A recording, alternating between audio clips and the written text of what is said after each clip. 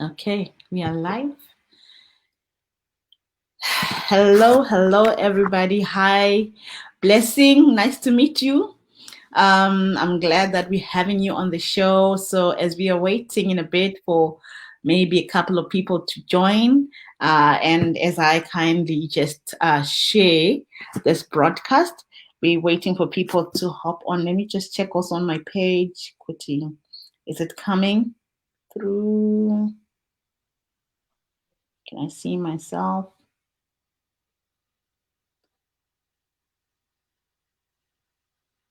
There we go. Let's see this.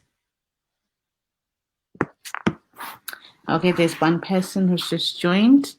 Welcome to everybody who's joining. Please please share this broadcast. This is the Stories of Hope with Samu. You know, the mission is to just minister hope, is to just say to somebody out there, whatever situation that you're facing, whatever situation you are in, it's time for you not to lose hope. Keep the hope alive, keep the faith alive, because there's always a silver lining in the cloud. So today we have Blessing Mandipira.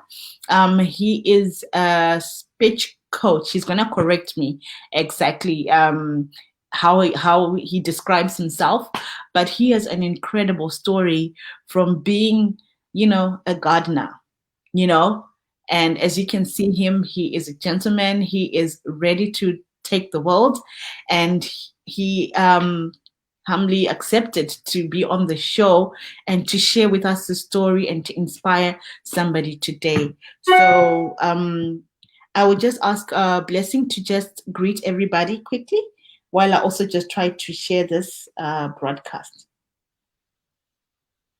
Excellent. Thank you very much, Samu. My name is Blessing Mandipira.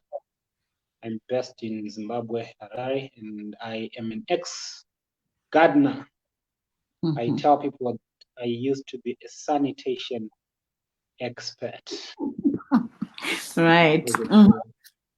Gardener. Yeah. So yeah, that's about me. I coach, I train, and I started a school that helps people to obviously build their skills, confidence, and desire to speak in public, because that's what I feel I was called to do, and to motivate and inspire others so that they can also live their dreams and be meaningful entities. Wow, thank you so much for that. Yes, we are just gonna go straight into our interview. I was not seeing myself on my page for some weird reason. Just give me a second. There you go. Working quickly and just change the public settings to make it public. Yes, so everybody can see from wherever. Okay, so here we go. We are good to go. So we are going to get straight into the story, and we hope people will join in as we get into the story. And welcome to the show, everybody. And yeah, so it says he calls himself an ex. You said an ex what? Yeah. Ex-gardener. Ex-gardener. Sanitation expert. What I wanted, sanitation expert. Yes, they call, that is giving it a very nice name, sanitation expert. That's what I wanted. So, we would like to hear your story. Firstly, who is Blessing? Where did he come from? You might just want to share with us a little bit about that. You did tell us what you do, but who is Blessing? Where did you grow up? What was your upbringing like and things like that. You probably want to share with us that part of your story so that we know where you're coming from, so that we can understand where you are today. Okay, so Blessing Mandipira is a man based in Zimbabwe, Harare. And I grew up with my grandmother, who was a domestic worker. She used to work for a white lady called Mrs. Knight. And I stayed with her in Cranbourne for about 6-7 years. Obviously, I went to Cranbourne Boys High, And my grandmother looked after me. She was my breadwinner. She was my guardian. She was my mother. She was my father. She was everything because my parents, both of them, are late. Okay. So she's the person I looked up to, and of course some other relatives. But my grandmother did play a big part in my life to be the kind of a person I am today. So something happened when I was growing up. I wasn't one of those bright students, so to speak, intelligent students, so to speak. He expected me to get a lot of A's, straight A's, when I wrote my O level, but unfortunately, it didn't go that way. I failed my O levels dismally, and when I got home, she was really embarrassed, and she decided to chase me away from home. I think on a Friday night, Friday evening, she said, "Blessing, how could you? Don't you realize I worked so hard for you to go to school and I wanted you to pass? But this is what you show me." I mean, I was that C student, so to speak. I didn't have an A or a B anyway. And in fact, back then they used to preach a gospel of 5 O levels: Yes. maths, English, and at least science. Right. And I didn't have any of those. So it was Wait. Okay. it was. Sorry. Can I just interrupt just a bit? I'm just so fascinated when you're just beginning to share your story. It's very interesting. Here you are. You have no parents, right? You grow up with your grandmom. She's been taking care of you. She's everything basically, right? She's taking you to school. There is the boy Blessing, and the perception that people have is that as long as you don't get the 5 O levels, you are playing. You are playing. That's the perception that's there already. And you get home, you show her, and grandma says, "Go." Right? Is that the case? Okay, I would like you to. I just wanted to really put this picture out there to say this is you. No one else around you. Nowhere to go, and there you are. Pastor T, I see you. Thanks for joining, and everybody who's joining, please let us know you are hearing us clearly. We have Blessing Mandipira here. He's sharing his story of hope, and we are at this point where he has written his O levels, no 5 O levels, and there he goes. His grandma says, "Leave the house." You can carry on from there. Exactly. So I left your house, I think, on a Friday evening, around about 10 p.m. That's when I decided, that's when I left. And when I decided to go out, I didn't know where I was going to go, where I was going, but at least something just said to me, "Why don't you go to your friend's place?" I had a friend of mine whose name was Mick. Mick used to stay in Cranbourne as well, just a few kilometers away from where we stayed. So Mick took me in, said, "You know what, the next day you have to leave this house because my parents won't allow that as well." But he gave me shelter for that evening, and I stayed in his house, slept there. And the next morning I was on the streets looking for a job. And I'm grateful and thankful because on that particular day I got a job, and the job I got was to become a gardener for a church called Cranbourne Community Church. That's where I got a job.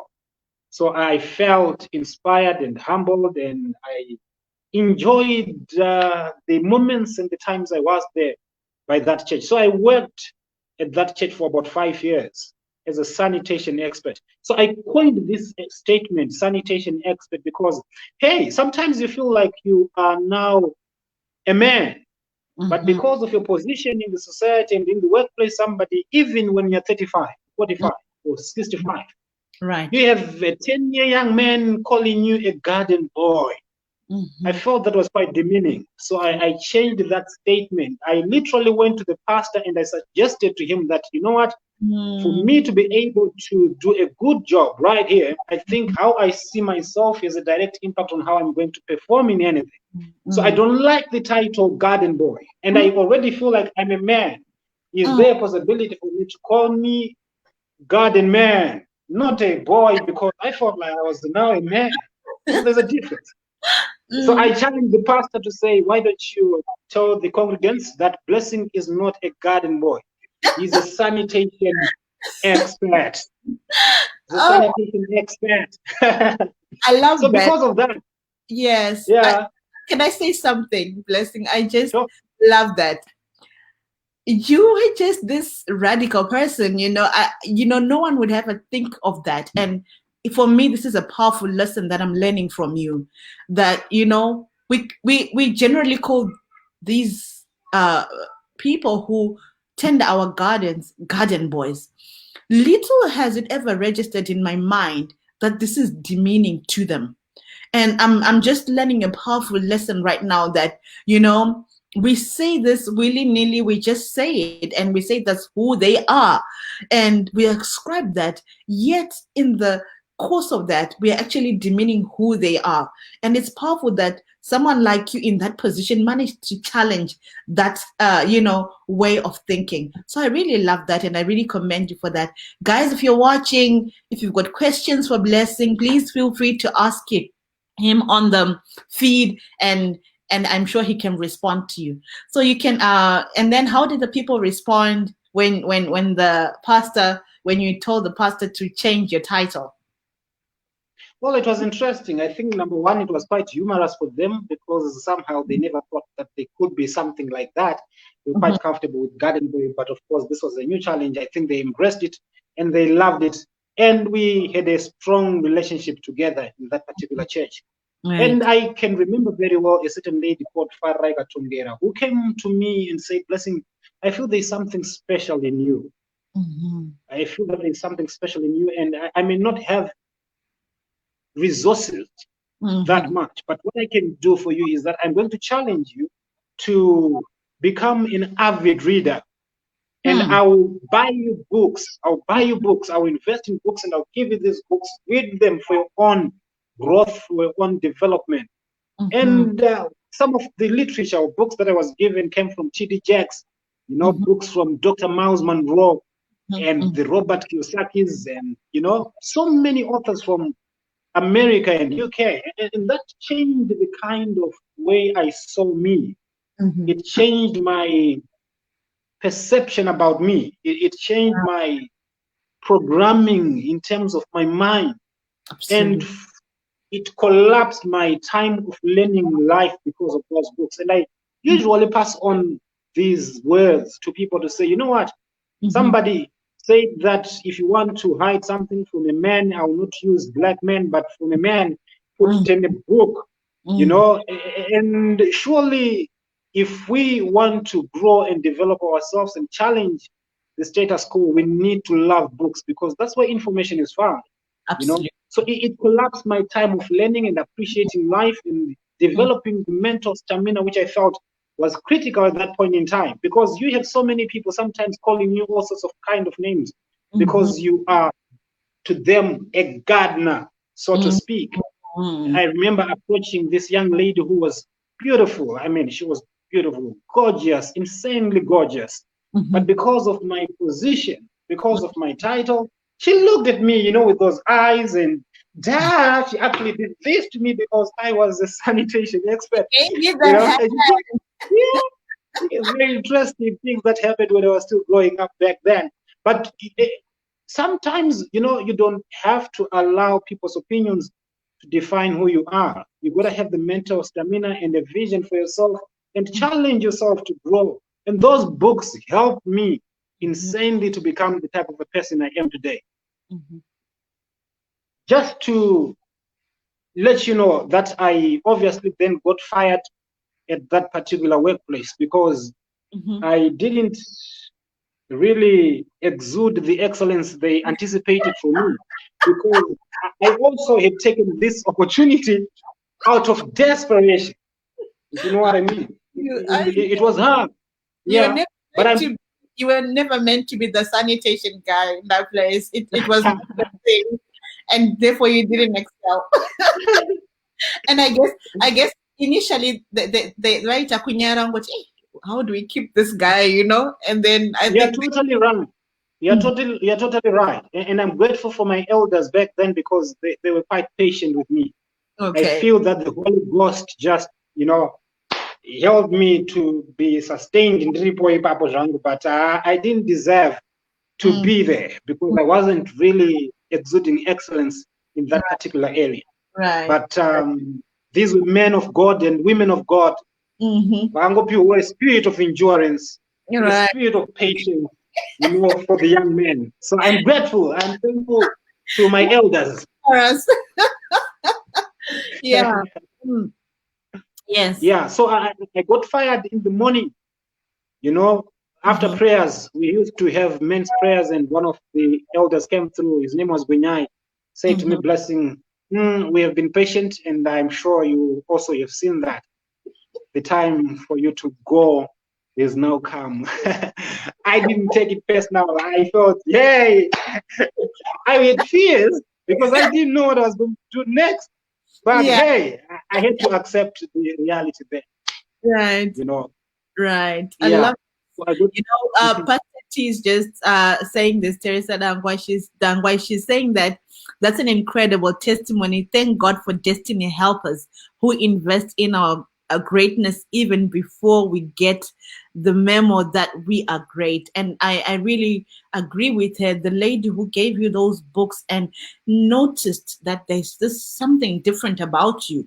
That was so powerful. And at times you just need that one person who notices that thing about you and chooses in whatever way or capacity they have to just nurture that. And I really applaud that lady for that. So yeah, and we're at the point, and I'm curious, had you gone back to how was your relationship with your grandmother at that point after she had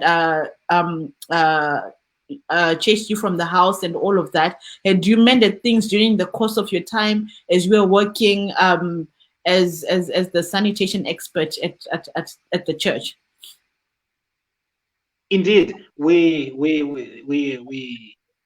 were best of friends. Okay. My grandmother was a special person. She passed on 2 years ago, but left an indelible mark in my life. That even when I conclude my speeches, I always include there in my presentations and all, because she reacted, in fact, responded in that manner because of frustration.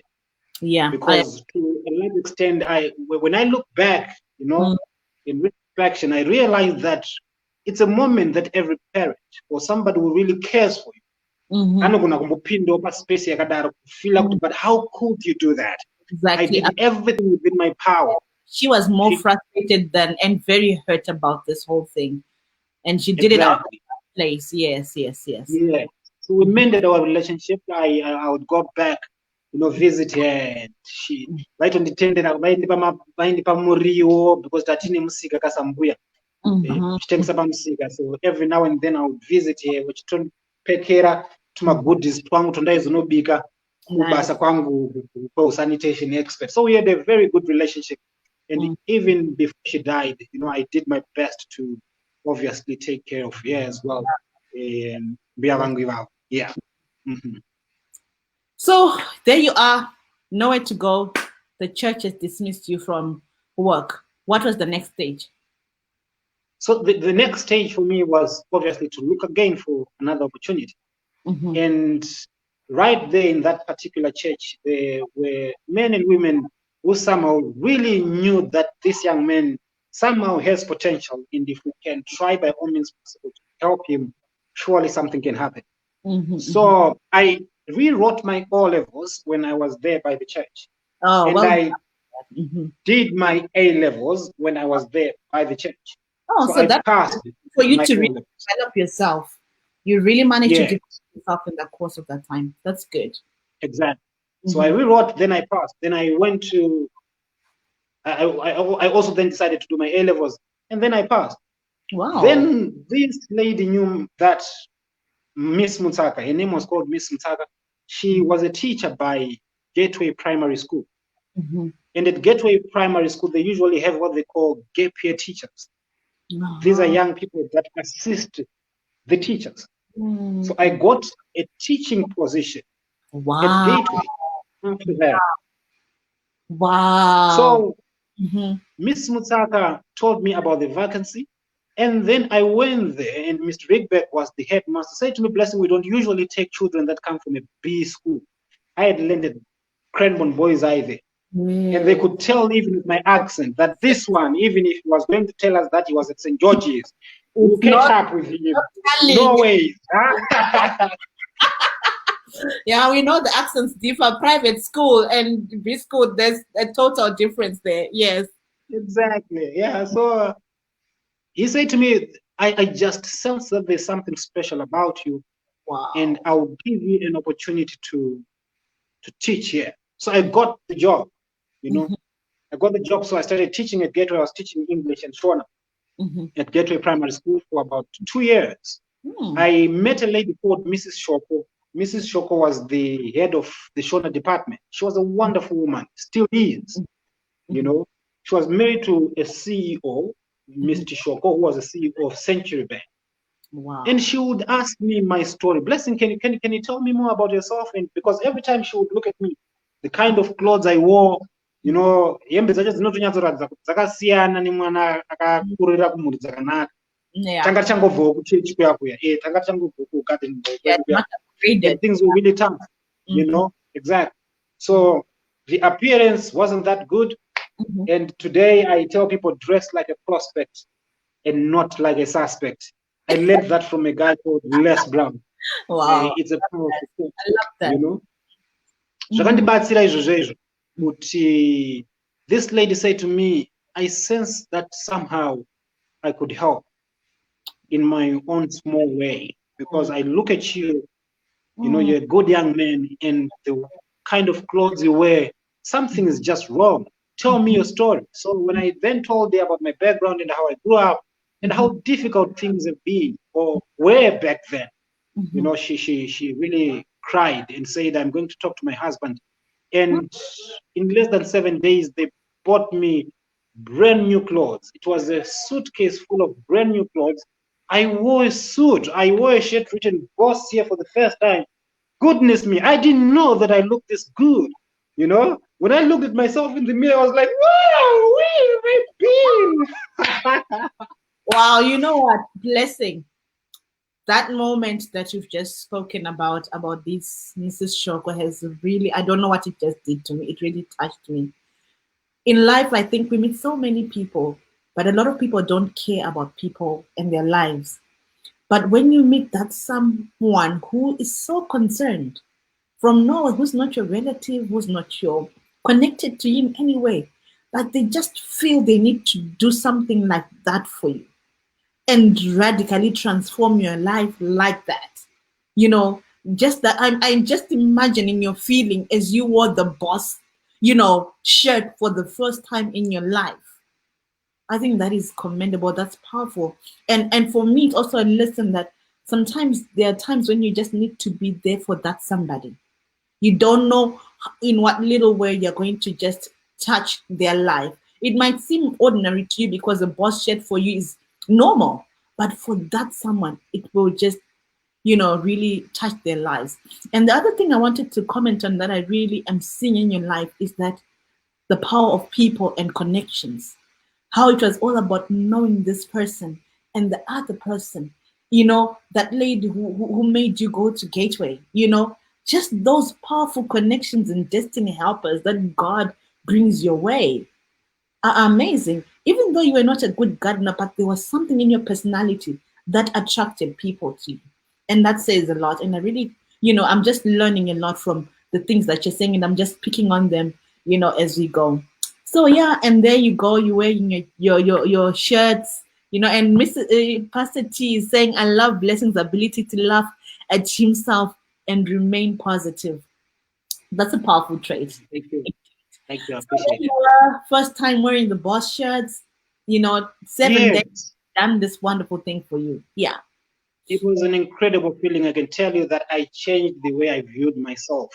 And this is why I tell people that the version you see about you today is not the best version. There's always a bigger and a better version of you. So continue to obviously develop yourself, continue to grow, continue to work hard and to push yourself, and you never know what you will become tomorrow. I'm still stretching myself, I'm still challenging myself, but that lady made a huge impression upon my life when she spoke to her husband. And you know, I left Gateway in good books. because I had gotten another opportunity to work in a bank. This lady took me to school, did computers. Okay, for the whole year, I did a diploma in computers, and she took me to school. She paid all the fees, and I got an opportunity. She said to me, "Would you want to work in a bank?" I said, "Yes, Why yes, I want to work in a bank," because I was imagining things, you know. Haven't you had that kind of thinking to say, maybe if I work in a bank, I'm going to get a loan for Lobola, I'm going to get a loan for a car, for a good house, you name it. Thinking about So that inspired me. I was like, I want to go. So I approached the headmaster, told him about my next challenge, to say, I think I would like to leave and join a bank.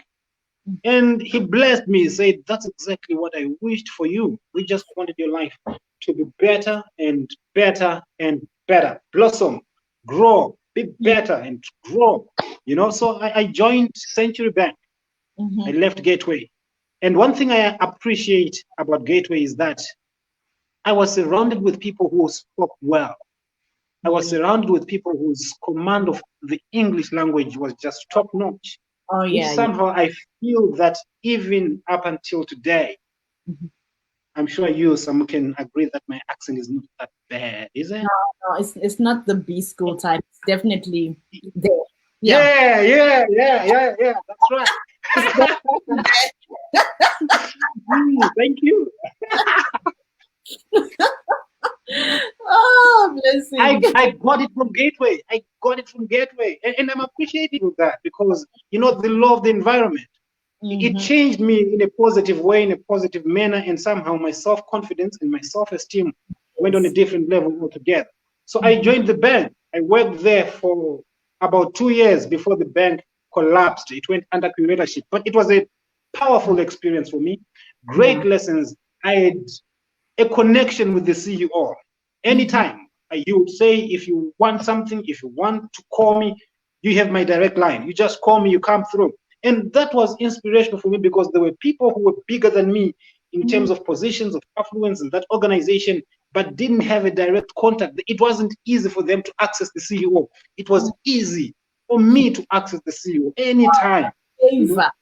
Favor locating. You can say that again. You can say that again.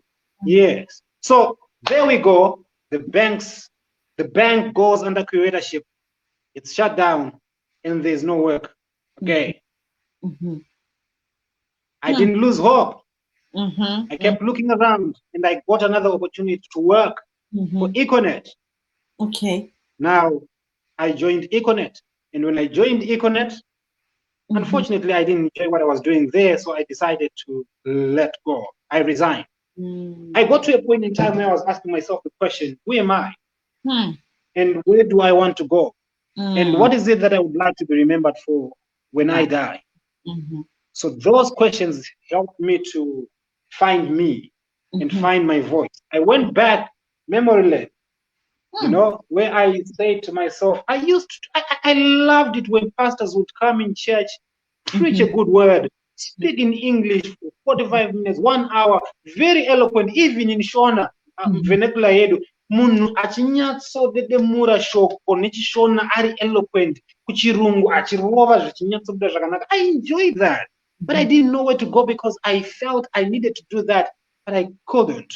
I approached one of the pastors, whom I asked, how do you become an erudite, powerful, profound speaker of note? Gee, is it a gift? What is it? He said to me, Blessing, it is a gift. You have to be gifted. And if you're not gifted, completely forget about that. I didn't buy into that. I didn't believe that. I thought that somehow there is a possibility that I can also learn that, because, come on, when I was at Cremon Boys, they never allowed me to get into a public speaking club because of the fact that I wasn't that eloquent. My English was bad. Grammar was just terrible. So, and then I'm told you have to have a gift in order for you to do this, to pursue this. But I didn't buy into that. I said to myself, if there's an opportunity to learn, I want to learn.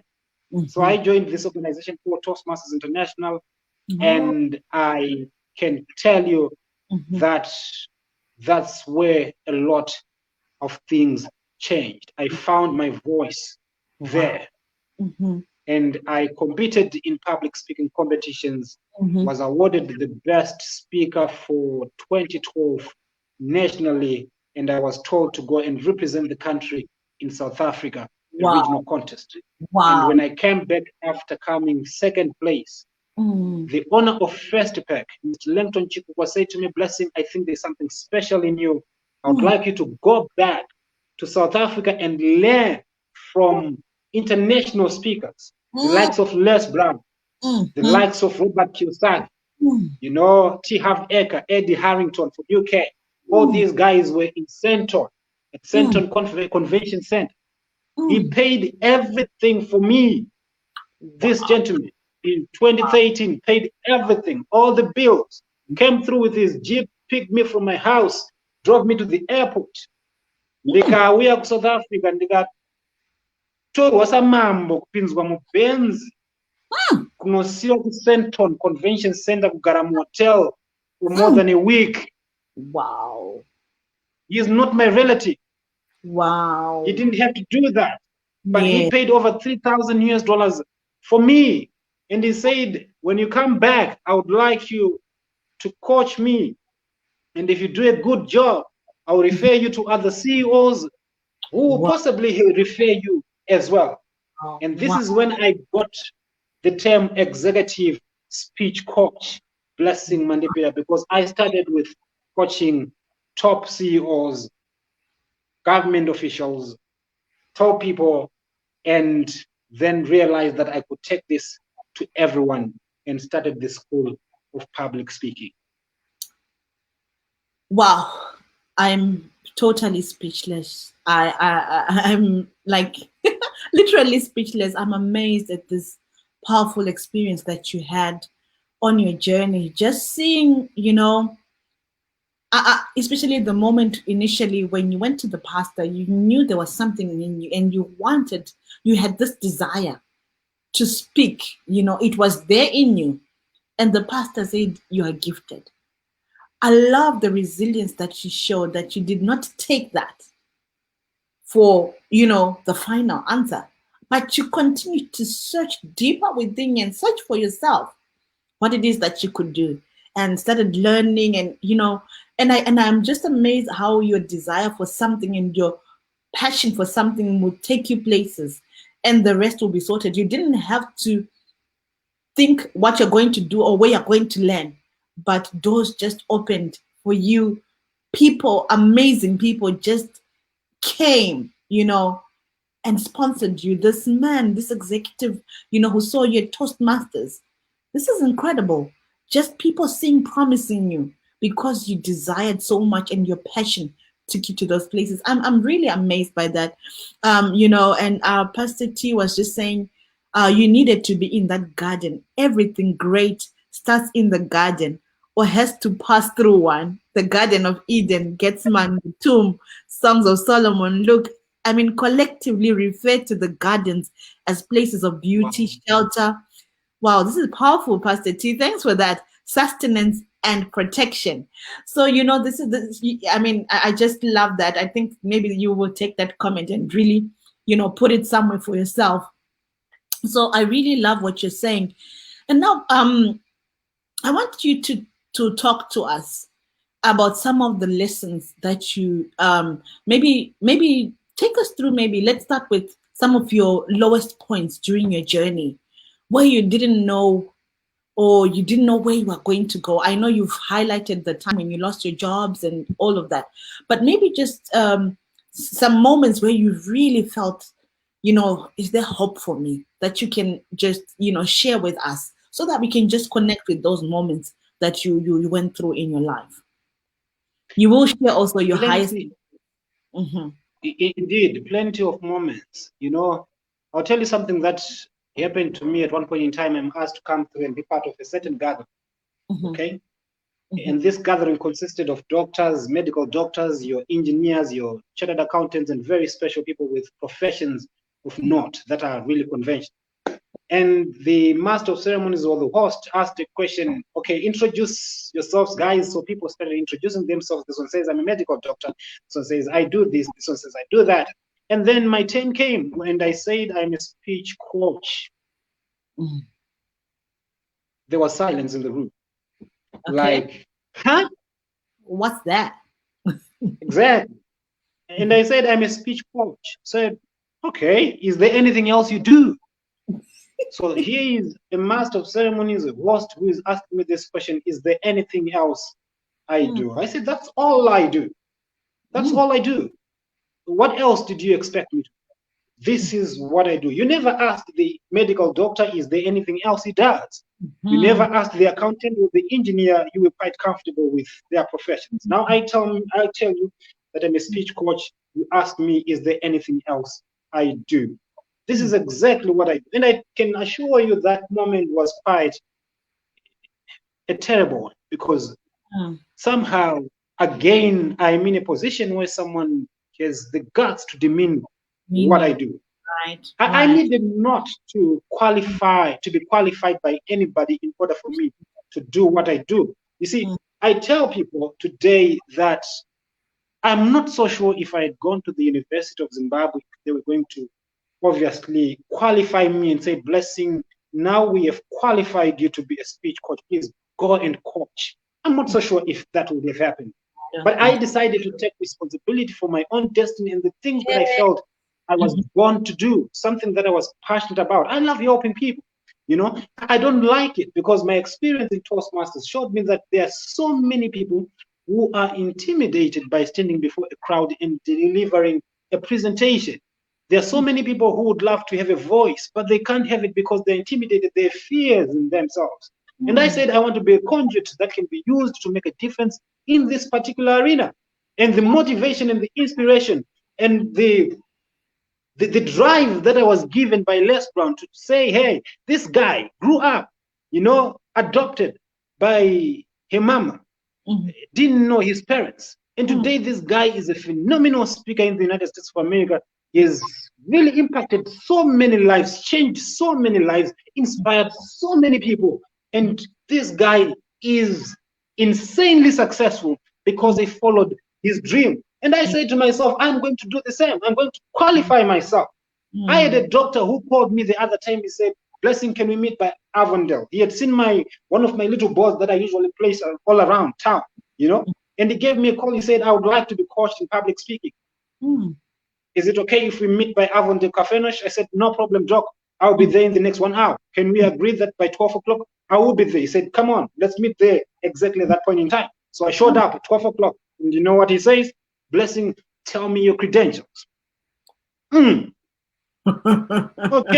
And I asked him, what kind of credentials would you like to hear from me? He said, are you degree?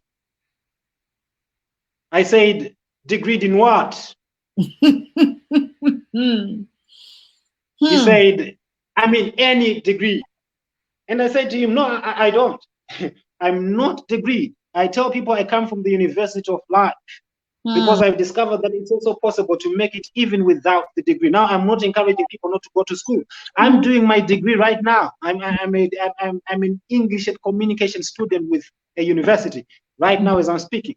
Okay. But I always try to encourage people that, hey, it is not the only way. There are so many other ways that can help you to realize your dream and make your dream become a reality. It is not just this one way. Okay? So the doc said, so how can you coach me if you don't even have a degree? Wait, so we can't even talk about an MBA. I said, in what? If you want public speaking, I can help you. Tell me of any one of our universities in Zimbabwe which offers a degree in public speaking. I would have been one of their first students. I've never been to any university in our country where they offer public speaking degree. Okay, but I can help you in that arena, in that particular area. He said, okay, don't you know somebody who can help me? I said, plenty of people. Now, I had already trained doctors. He was not the only doctor. I had trained lawyers. I had trained engineers. I had trained professors, government ministers in the art of public speaking, not in anything else. No, just public speaking. I gave him numbers. I told him, here are numbers that you can actually call and get help Yeah. from. These are doctors, and not just doctors. There are also professors there. So you can be coached by someone you are quite comfortable with. So I gave it. After about a week or two, he called me. He said, Blessing, I've been told to come back to you. I said, I'm not interested. We judge according to appearances. So I'm not going to coach you. Be coached by somebody who is a professor or someone who is a drug, because that's what you want. You don't want necessarily somebody who can just help you to collapse your time of learning and help you to become an effective communicator. You see, Samu, I have been in places where at one point in time, I'm also trying to, I had a client who called me. This guy is a businessman. He's very successful, insanely successful. He lives in the affluent suburbs of Zimbabwe, best of suburbs in Zimbabwe. Right. Very rich, very rich. He called me, he says, Blessing, I would like some coaching. We speak over the phone. And he had never been to my place. Back then I was still starting and I didn't have a place of my own where I could do my training. So I was training from home. So he comes through, parks his GL 430. Man, Benz, Mberuko, dressed immaculately. I mean, I think his suit was over $5,000. His shoe was just, my God. I mean, mamadio aya, yutinongozadza musha wese. You know, he was such a gentleman, bald head, looking sparkling clean, an executive of note. And he says to me, when I spoke to you over the phone, inspired me to come and be trained. But the place you stay, Blessing, I didn't imagine that I was staying, for me, it was quite good. I mean, I was quite comfortable there because it was a flat. But for him, as he's seeing, no, you deserve something better. And he said to me, Blessing, I will give you your money. Back then, I think I was charging $1,000 for 10 hours of training for executive coaching. And he said to me, you have taught me one simple lesson. Never judge anybody. Never judge anyone, because sometimes the help that you need may be with someone who is actually kumbari. Urkurwara iwewe. Watenderera kune vanorapa. Vanachiremba all over the place, and they have made you pay so much money, but still you have not been assisted. But possibly your help is not even that far. Irumajubek, kumbari, kune arumbari chaimo, and they have a solution to the kind of a problem you have. Those words inspired me. They inspired me. I was charged. And this man today, this man I'm talking about today, is actually a government minister. This man I'm talking about today. Wow. And the reason why I share with you this is because we need, Les Brown says, do not allow other people's opinions to define who you are. You are bigger than that. You are better than that. You have some talents. You have some gifts. You have something special. You may not have been an A student. It doesn't matter. Search within yourself and begin to realize. Just my pastor, because my pastors will tell you, as long as you have something within you, you have a calling for, go for it. Yes. God will use people to support your destiny, to support your vision in a phenomenal way. And your life will take a new twist and your story changes. Yeah, absolutely. Wow, Blessing, this is amazing. And especially this lesson that you just spoke about, that, you know, when we're looking at those low moments, people saw you. And I mean, this guy asking for credentials, demeaning you for the fact that you didn't have O levels or the title that you had. But you saw yourself beyond that, you know, because I think a lot of times people are held back because they're saying, you know, who am I? I don't fit in. Therefore, but you did not allow those perceptions of other people to hold you back. And I think for me, that's an incredibly powerful lesson that you're sharing with us, that, you know, and we judge ourselves through, you know, our successes, like these O levels, like your education, like the fact that your degree, you see your value in that, yet your value is not anywhere connected to those things. what is inside of you is what will take you places and open doors for you. I really love that. So yeah, I want you Thank to you. share with us some This of is that. your lessons, some of the lessons you've been sharing even as you've been going, but some of lessons that have stood out for you in your journey. Well, I think I have also realized that there is power in persistence. Mm-hmm. There's power in persistence. Mm-hmm. One of the things that helped me to be the type of a person I am today is because of my persistence. Once I put my mind on something, I say to myself, when I die, this is what I want to be remembered. Mm-hmm. When I die, I found my voice. I love it when I can build someone's confidence, when I can inspire in life and help them to see life from a different perspective. That's what I enjoy. I love that, you Mm-hmm. know. So one of my lessons has just been an issue to do with persistence. There is a proverb that says life is like fighting a gorilla. You don't quit when you're tired. You quit Yeah. when the gorilla is dead. So you must fight your gorilla. I don't know what it is, but everyone has a certain gorilla standing in their way. I'm Mm-hmm. challenging you to fight that Mm-hmm. gorilla. Go all out, push yourself, be determined. If you have to ask for help, please do that. I tell people ask for help not because you're weak, but because you want to remain strong. Okay? Wow. Don't be ashamed to ask for help when you're tired. Ask for help. There's somebody who will come through and assist you. Ingamota chaidzo unombokumbira kupushwa one ndipushewo guys motikari yomuka wapushwa wakutoenda. It happens to all of us. So I Mm-hmm. had my own moments where I was quite low, but the lessons for me, an issue to do with persistence, number one. Number two, go to school. I'm not talking about schooling as in when I got a desk which call, but verenga, be a lover of education. Right. Idama buku, Mm-hmm. read as much as you can Right. from great people that have written material which can change the quality of your mind. This Mm-hmm. is critical. This is important. Mm-hmm. I learned this from a gentleman called Brian Tracy. Brian Tracy said something very phenomenal back then, you know, in one of his steps. He said, do you know that you can collapse your time of learning to become a doctor? Dr. Wekudzidza, and you can do that in 52 weeks. And you Mm-hmm. become one of the most affluent, one of the most learned people if you just follow this particular program.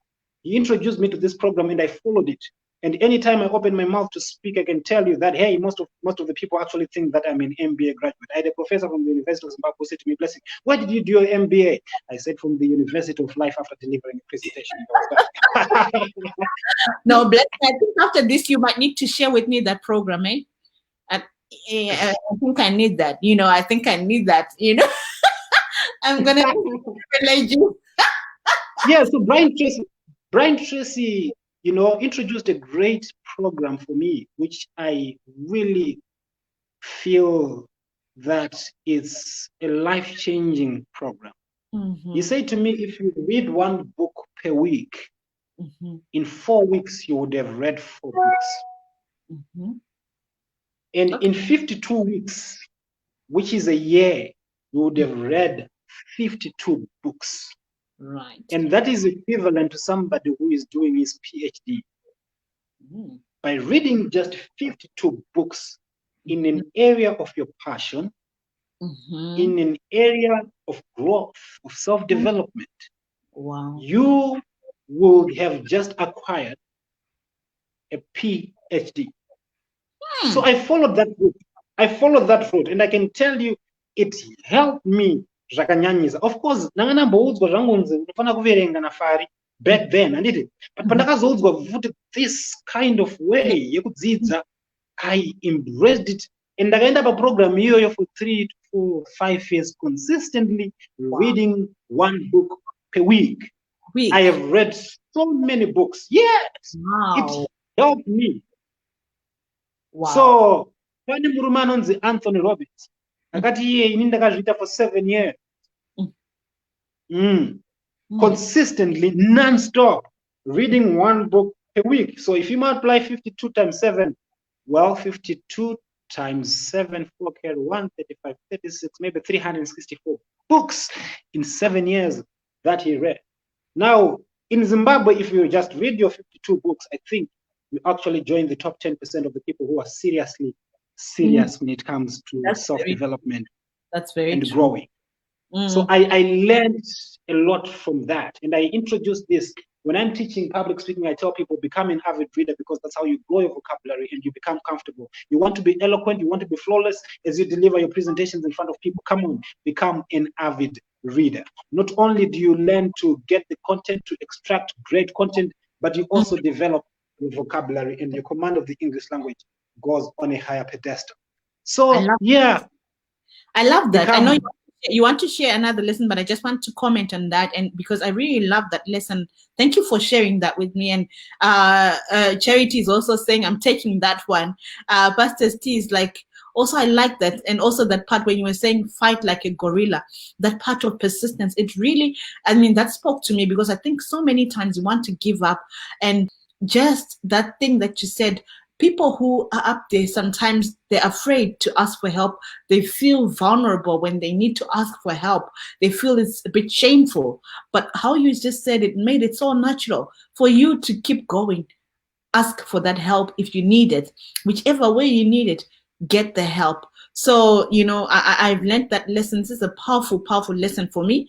I'm reading one. This is a big challenge for me, and I'm going to put myself to this, because definitely this is powerful. So any other lessons that you're still having in the back that you want to share with us? Of course, the other lesson I was going to share with you is the lesson to do with mentorship. Okay, find a mentor, find somebody who is willing to invest in your life, maybe time-wise, teach you the things that you possibly have to learn, especially when it comes to a certain kind of expertise. Okay, in motivational speaking, in business, why don't you find yourself somebody who can speak into your life, who can coach you and help you to collapse the time of making your dream become a reality? So do find yourself a mentor. You do yourself a favor. Collapse the time. You see, I still go back to the Honor First Pet for lessons. I have an appointment with him, next week, and I'm definitely going to be sharpened even more.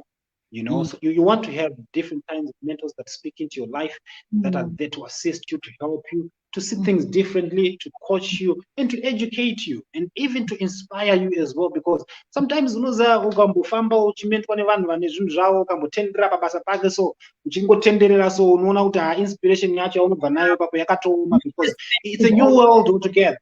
Yes, it's a new world altogether. Saka, find mentors, find somebody who can speak into your life and is willing to hold your hand and at least help you to make your dream become a reality. The other lesson I also want to share with you is that remain humble. No matter what you do, no matter what you get, no matter who you become, remain humble. There's power in humility. Inoendesa kure humility, kuzvininipisa kwangonaka, even tichinzi tawana zvakawanda sei, kuti tazvisiya heduka. We are just temporary stewards of these things, but iva humble, usade kuzvitora kana kuzvikudza zvakanyanya, nekuti hanzi as you go up, anditi usatsikirire vamwe, because you are going to meet them even on your way back. Saka zvakakosha izvozvo, just to make sure that at least you remain humble as a human being, as a student for life. That's a humility is key. Even the Bible says that, humble yourself and the Lord will lift you up. And I think, at times, especially when people grow in their field of expertise and they become household names, it can become very difficult to be grounded, because you are now feeling, I'm seeing CEOs, I'm going places. So, I mean, that's a powerful lesson to just know that, these are all temporary things. They do not matter. We are going to leave them at the end of the day. But touching lives and being humble is the thing that really, really, really matters at the end of the day. Yeah. 100%. Anything more, since you're coming to the end, do you have any other lessons that you want to share with us? Well, I think that's about it. Sometimes you do. Yeah, I think that's about it.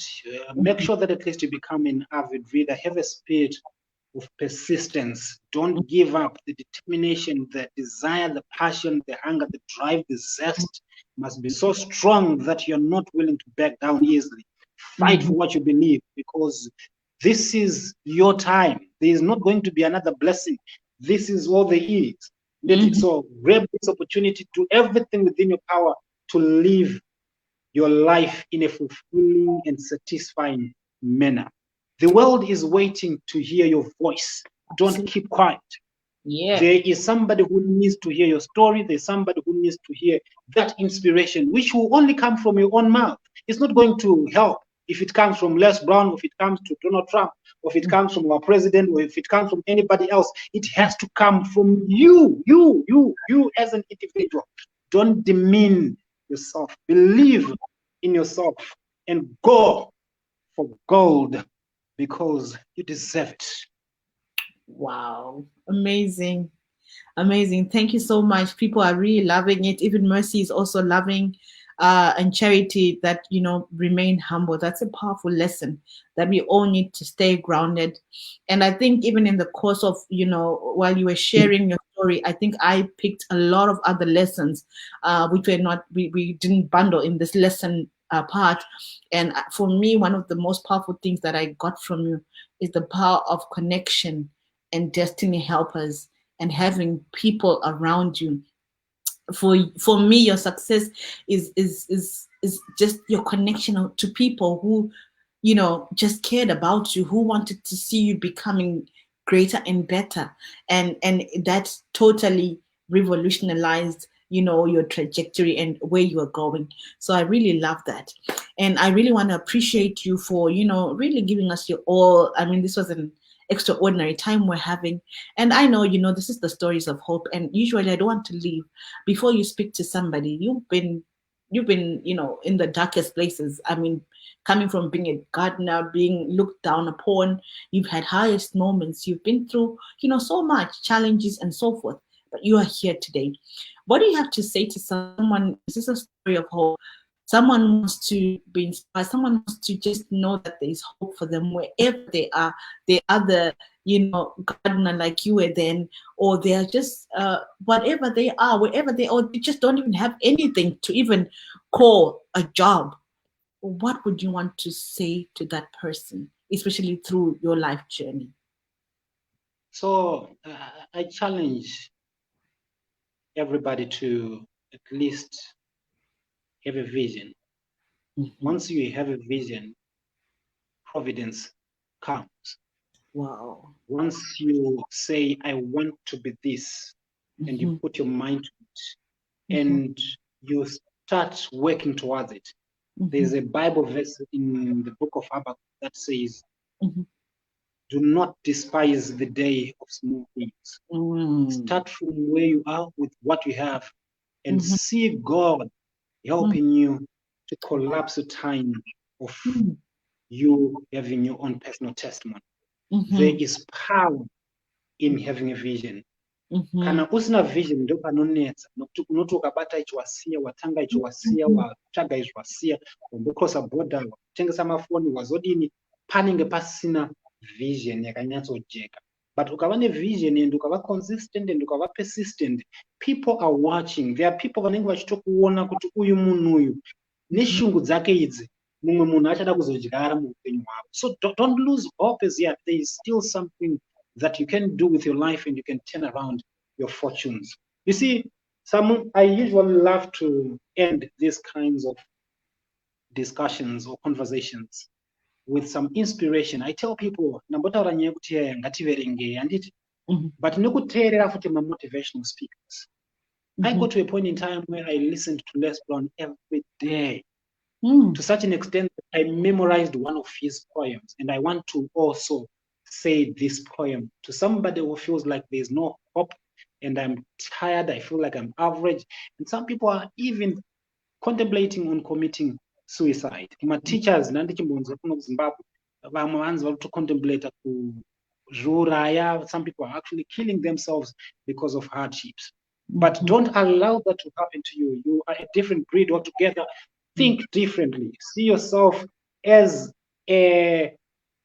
not as a liability to anybody.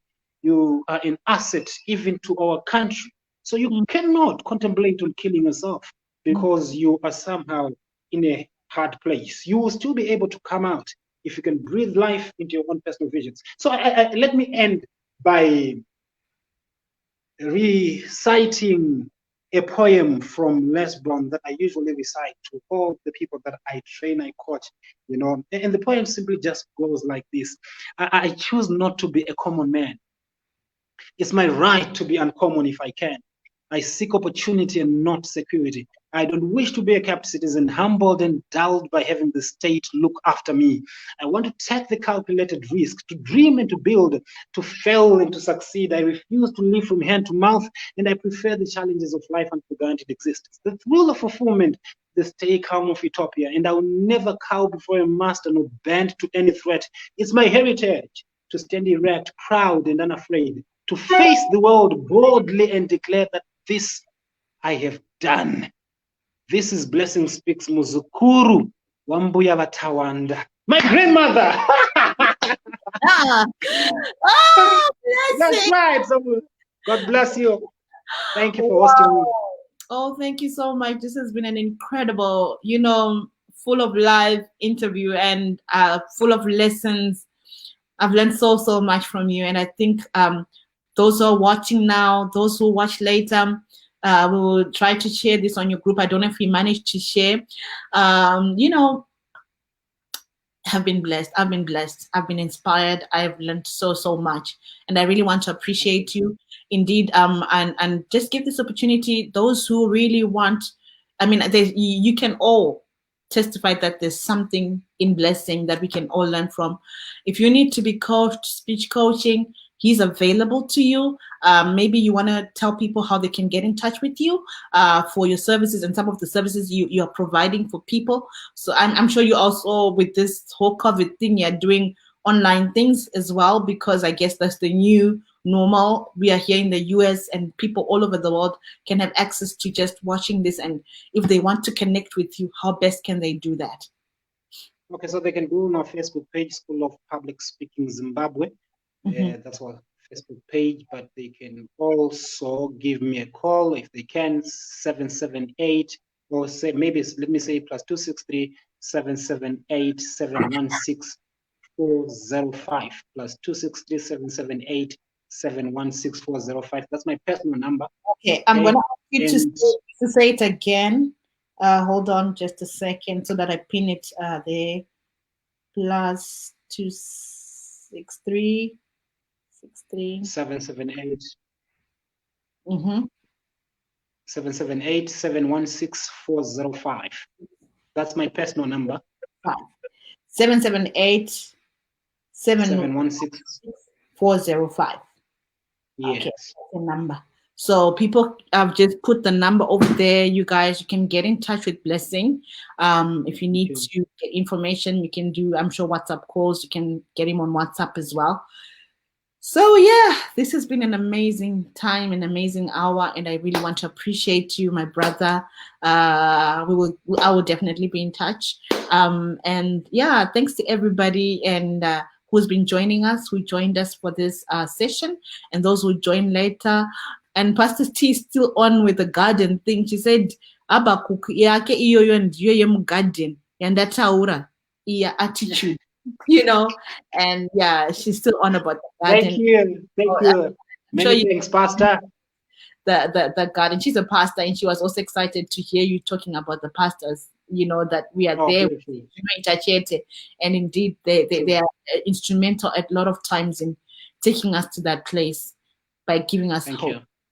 So everybody, we are signing out. God bless, and see you next time on the next Stories of Hope. If you know any other stories of hope that are out there, please get in touch with me in my messenger or on my WhatsApp. Get in touch with me, and we can connect and share other stories of hope with other people. Thanks. Oh, okay. Was it 406 or 405? Your number. 405.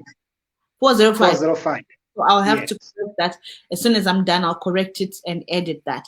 So thank you, everybody. Nice to see you, and God bless you. Later. Thank you very much. God bless you. Later it is. Cheers. Okay.